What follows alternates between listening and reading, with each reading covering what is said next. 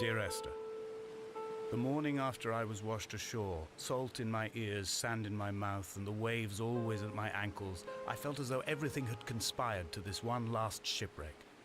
I remembered nothing but water, stones in my belly and my shoes, threatening to drag me under to where only the most listless of creatures swim.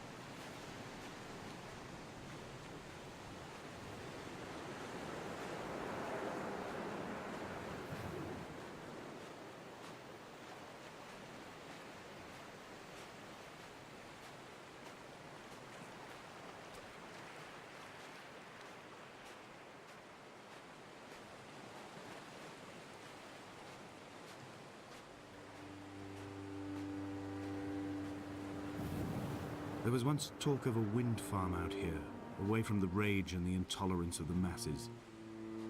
The sea, they said, is too rough for the turbines to stand. They clearly never came here to experience the becalming for themselves. Personally, I would have supported it. Turbines would be a fitting contemporary refuge for a hermit. The revolution and the permanence.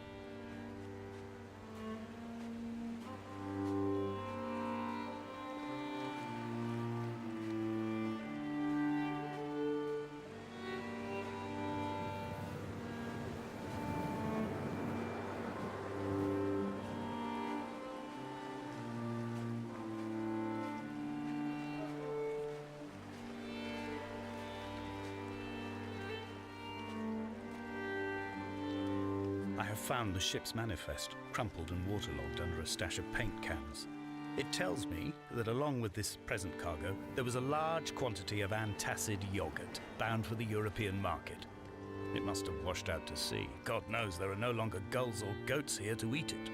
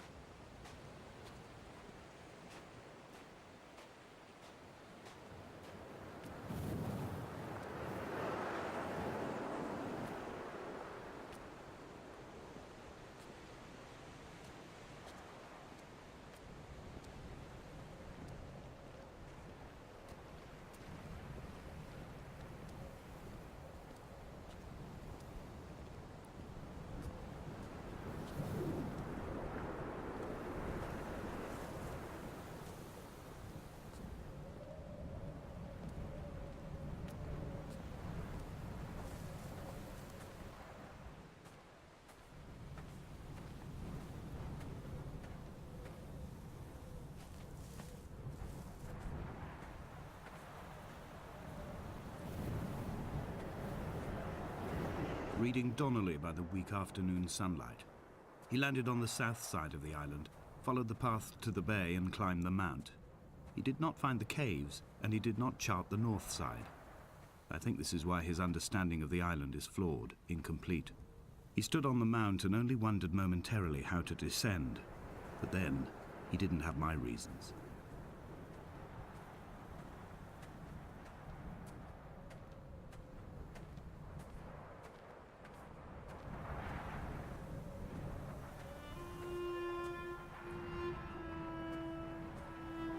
When someone had died or was dying, or was so ill they gave up what little hope they could sacrifice, they cut parallel lines into the cliff, exposing the white chalk beneath. You could see them from the mainland or the fishing boats, and know to send aid or impose a cordon of protection, and wait a generation until whatever pestilence stalked the cliff paths died along with its hosts. My lines are just for this: to keep any would-be rescuers at bay. The infection is not simply of the flesh.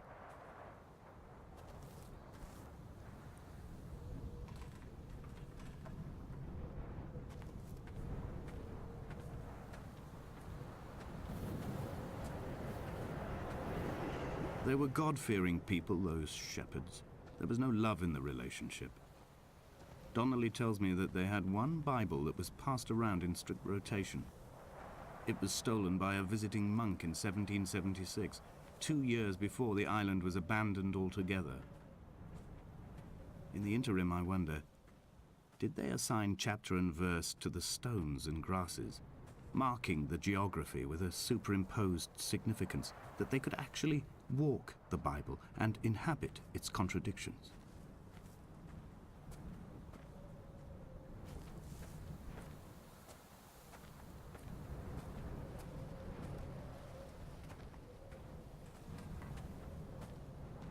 Dear Esther, I met Paul.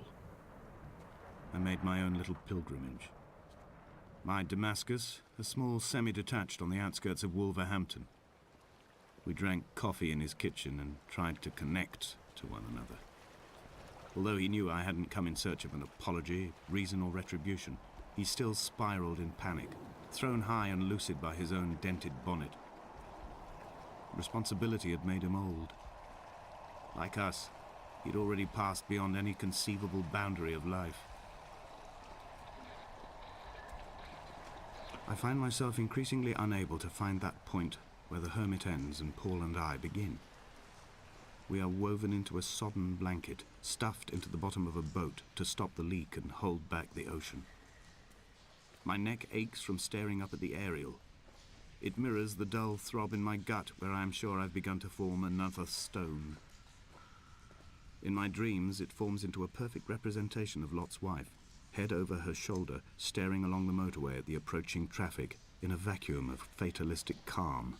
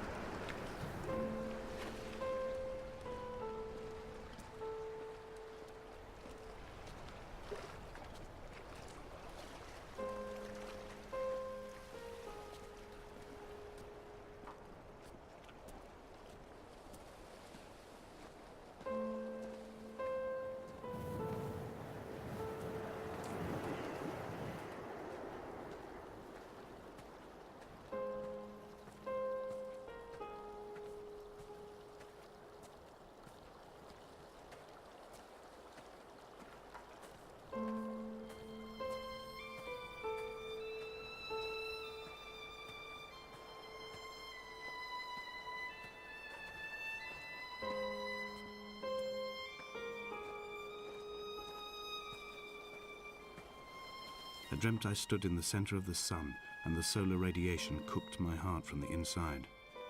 My teeth will curl, and my fingernails fall off into my pockets like loose change. If I could stomach, I'd eat, but all I seem capable of is salt water. Were the livestock still here, I could turn feral and gorge. I'm as emaciated as a body on a slab, opened up for a premature source of death. I've rowed to this island in a heart without a bottom, all the bacteria of my gut rising up to sing to me.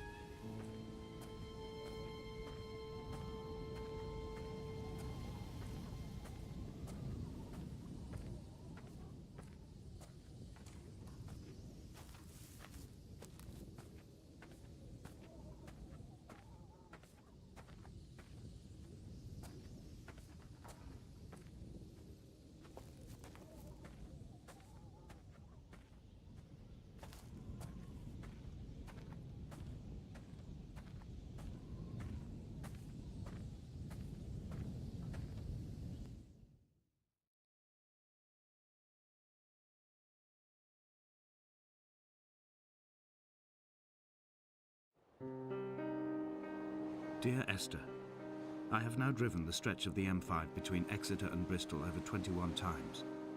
But although I have all the reports and all the witnesses and have cross-referenced them within a millimetre using my Ordnance Survey maps, I simply cannot find the location. You'd think there would be marks to serve as some evidence. It's somewhere between the turn-off for Sanford and the welcome brake services, but although I can always see it in my rear-view mirror, I have as yet been unable to pull ashore.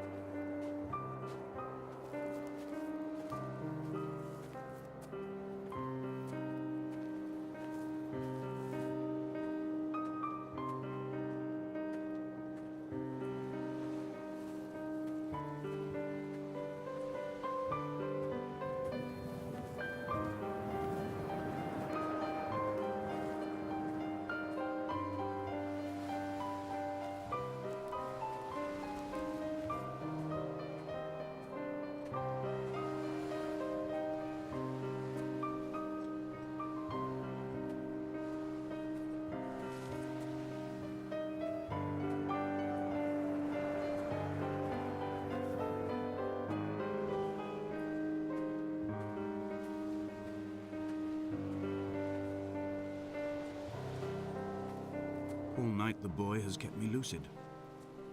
I sat when I was at the very edge of despair, when I thought I would never unlock the secret of the island. I sat at the edge and I watched the idiot boy blink through the night. He's mute and he's retarded, and he has no thought in his metal head but to blink each wave and each minute aside until the morning comes and renders him blind as well as deaf-mute. In many ways, we have much in common.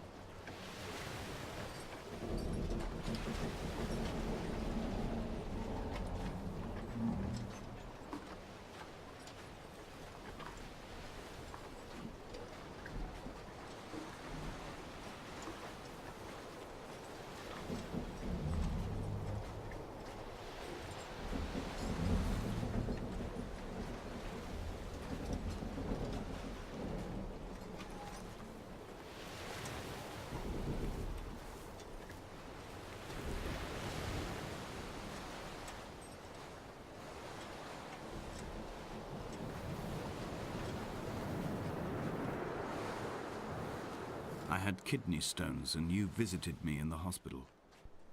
After the operation, when I was still half submerged in anesthetic, your outline and your speech both blurred. Now my stones have grown into an island and made their escape, and you have been rendered opaque by the car of a drunk.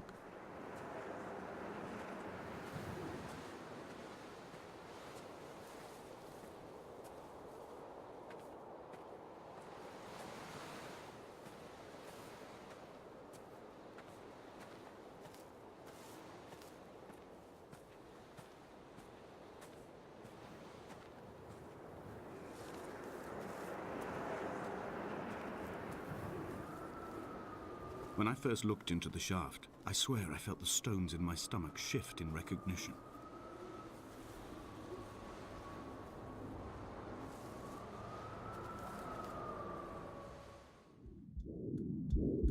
Come back.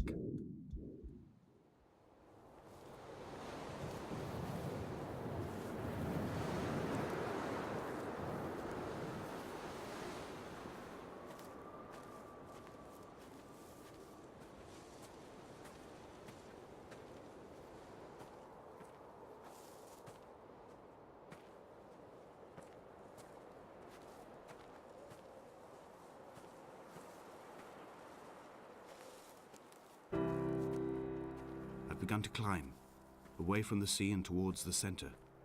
It is a straight line to the summit, where the evening begins to coil around the aerial and squeeze the signals into early silence. The bothy squats against the mount to avoid the gaze of the aerial.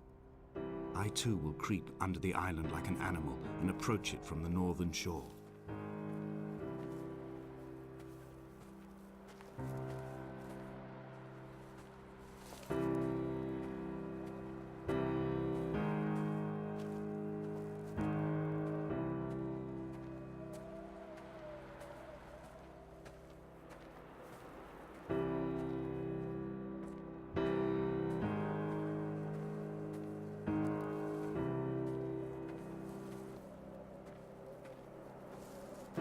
The bothy was constructed originally in the early 1700s. By then, shepherding had formalized into a career. The first habitual shepherd was a man called Jakobsen, from a lineage of migratory Scandinavians. He was not considered a man of breeding by the mainlanders. He came here every summer whilst building the bothy, hoping eventually that becoming a man of property would secure him a wife and a lineage. Donnelly records that it did not work. He caught some disease from his malcontented goats and died 2 years after completing it. There was no one to carve white lines into the cliff for him either.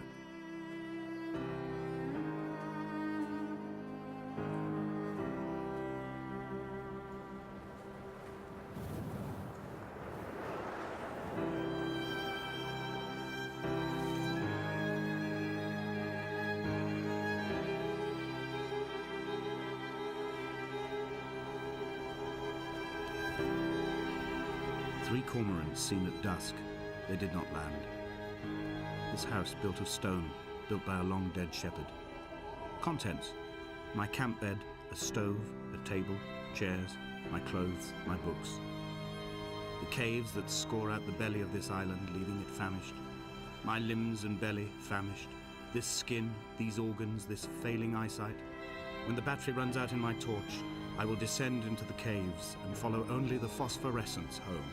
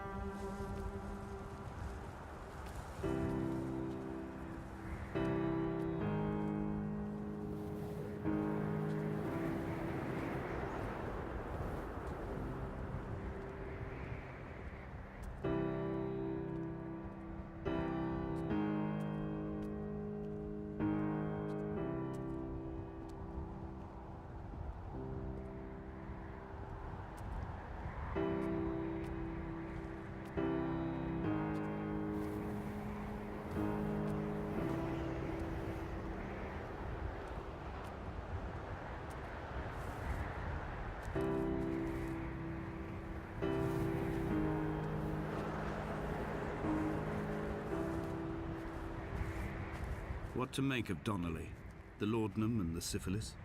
It is clearly not how he began, but I've been unable to discover if the former was a result of his visiting the island or the force that drove him here. For the syphilis, a drunk driver smashing his insides into a pulp as he stumbled these paths, I can only offer my empathy. We're all victims of our age. My disease is the internal combustion engine and the cheap fermentation of yeast.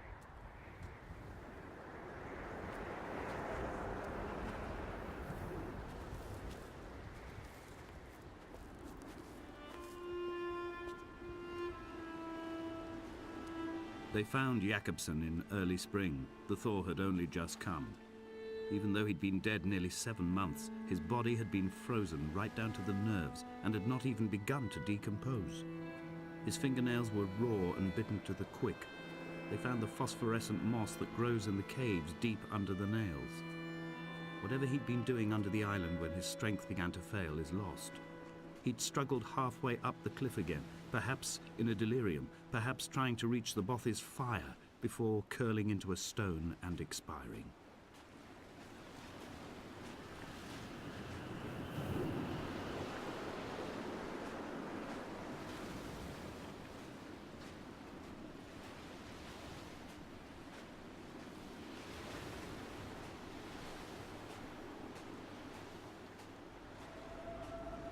Climbing down to the caves, I slipped and fell and have injured my leg.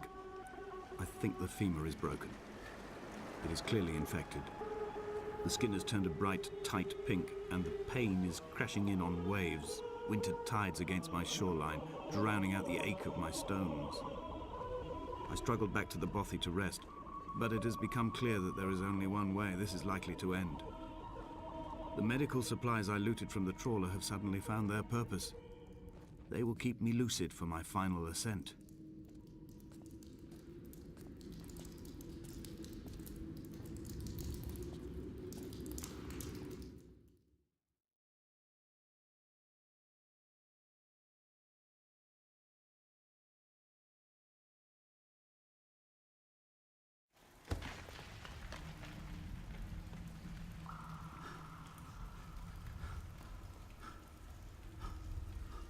From here, this last time, I have understood there is no turning back. The torch is failing along with my resolve. I can hear the singing of the sea creatures from the passages above me, and they are promising the return of the gulls.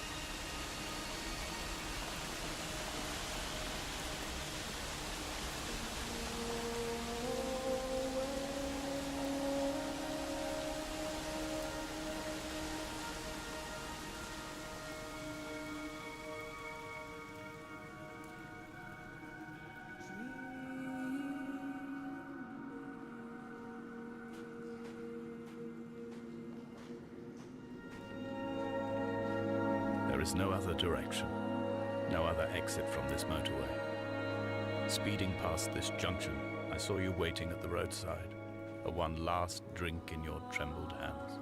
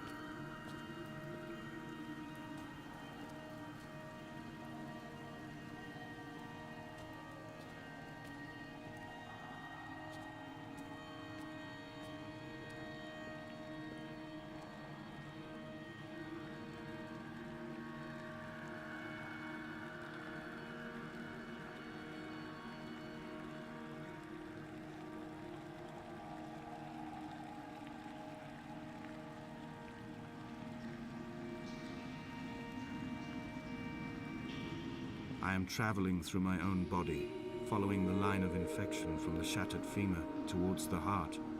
I swallow fistfuls of painkillers to stay lucid.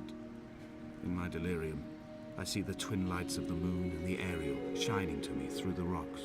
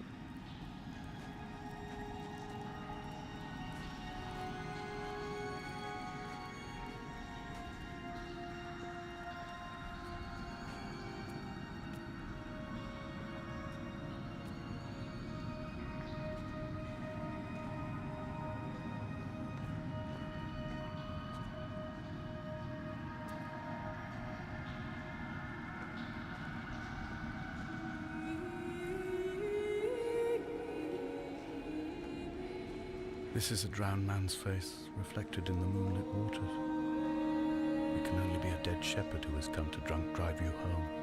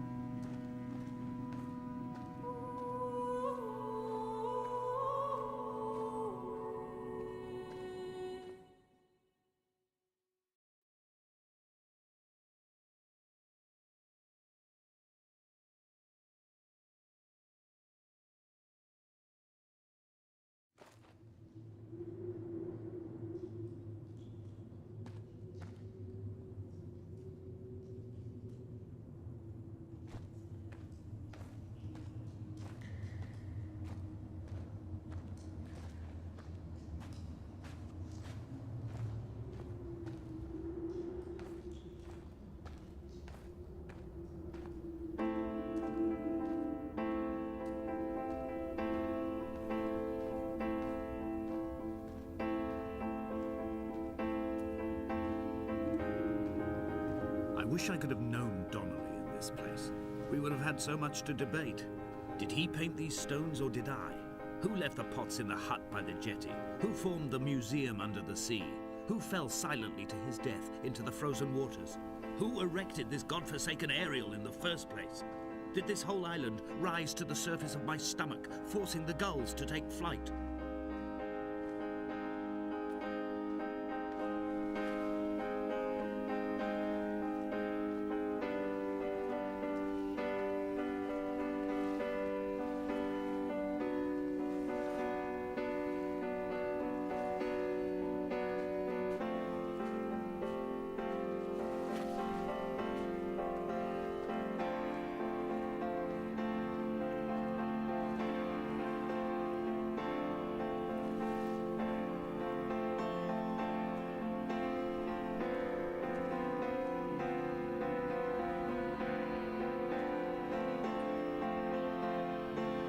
Fire and soil, I chose fire.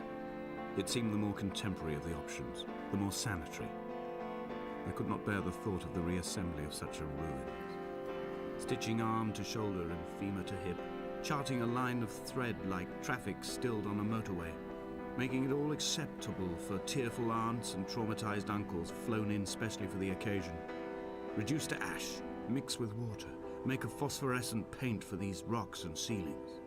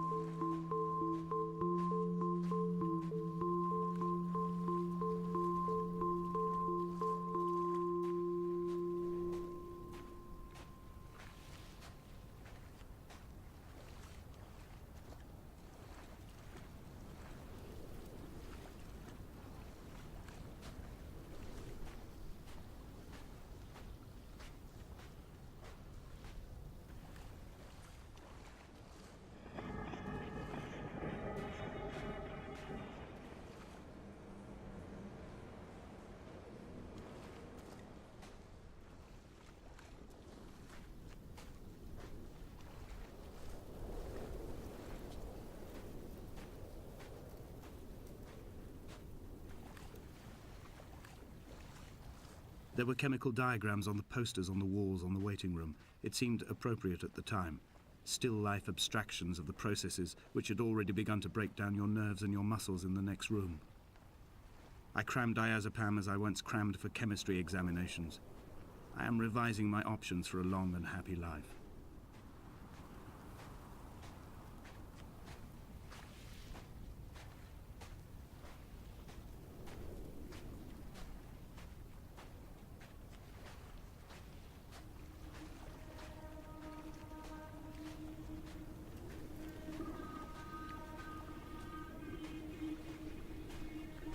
From here, I can see my armada. I collected all the letters I'd ever meant to send to you, if I'd have ever made it to the mainland, but had instead collected at the bottom of my rucksack, and I spread them out along the lost beach. Then I took each and every one, and I folded them into boats. I folded you into the creases, and then, as the sun was setting, I set the fleet to sail. Shattered into 21 pieces, I consigned you to the Atlantic, and I sat here until I'd watched all of you sink.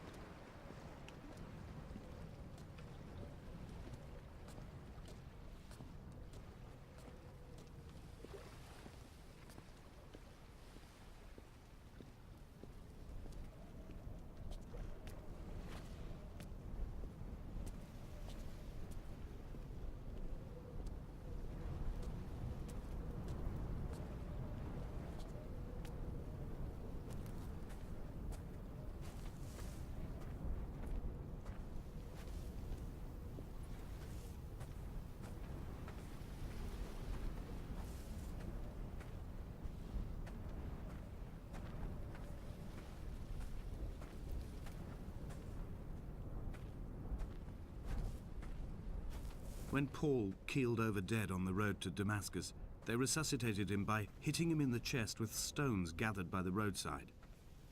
He was lifeless for 21 minutes, certainly long enough for the oxygen levels in his brain to have decreased and caused hallucinations and delusions of transcendence.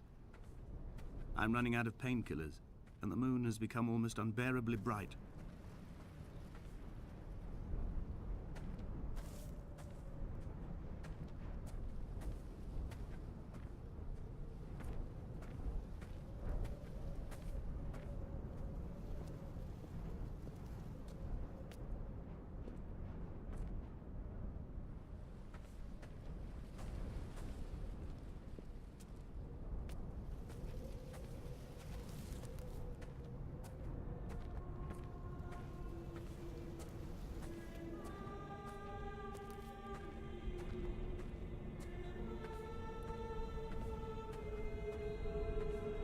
I've begun my voyage in a paper boat without a bottom. I will fly to the moon in it. I've been folded along a crease in time, a weakness in the sheet of life. Now you've settled on the opposite side of the paper to me. I can see your traces in the ink that soaks through the fiber, the pulped vegetation. When we become waterlogged and the cage disintegrates, we will intermingle. When this paper aeroplane leaves the cliff edge and carves parallel vapor trails in the dark, we will come together.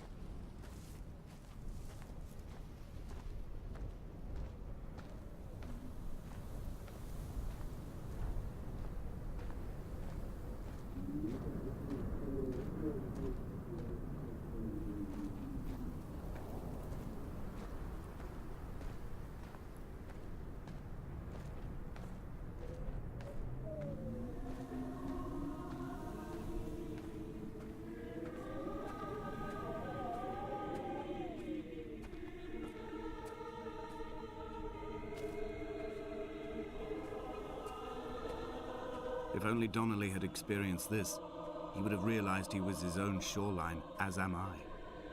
Just as I am becoming this island, so he became his syphilis, retreating into the burning synapses, the stones, the infection.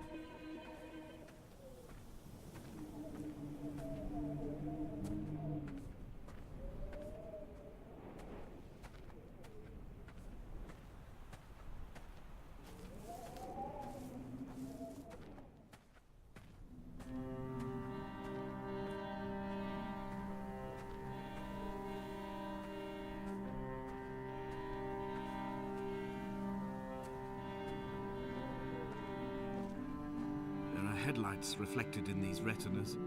Too long in the tunnels of my island without a bottom. The sea creatures have risen to the surface, but the gulls are not here to carry them back to their nests. I've become fixed, open and staring, an eye turned on itself. I've become an infected leg whose tracking lines form a perfect map of the junctions of the M5. I will take the exit at mid-thigh and plummet to my Esther.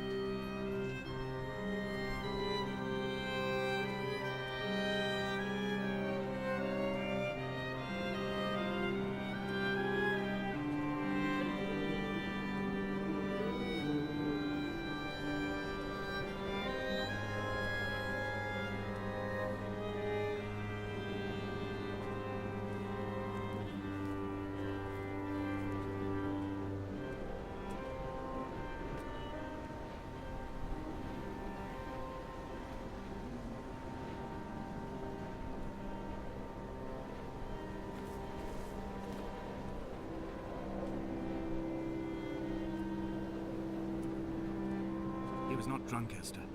He was not drunk at all. He had not drunk with Donnelly or spat Jakobsen back at the sea. He had not careered across the lost shores and terminal beaches of this nascent archipelago. He did not intend his bonnet to be crumpled like a spent tissue by the impact. His windscreen was not star-studded all over like a map of the heavens. His paintwork etched with circuit diagrams, strange fish to call the gulls away. The phosphorescence of the skid marks lighting the M5 all the way from Exeter to Damascus.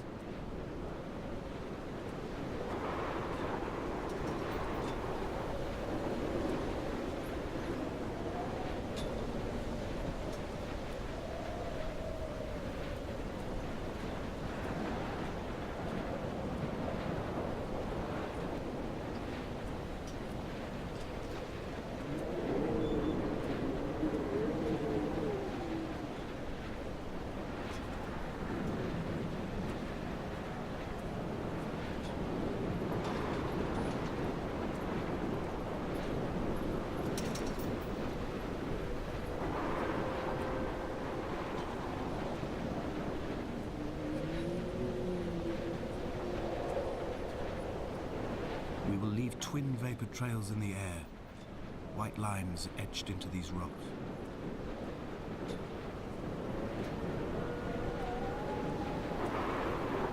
Dear Esther, I have burned the cliffs of Damascus. I have drunk deep of it. My heart is my leg, and a black line etched on the paper all along this boat without a bottom. You are all the world like a nest to me. Eggs unbroken form like fossils, come together, send small black flowers to the air. From this infection, hope. From this island, flight. From this grief, love.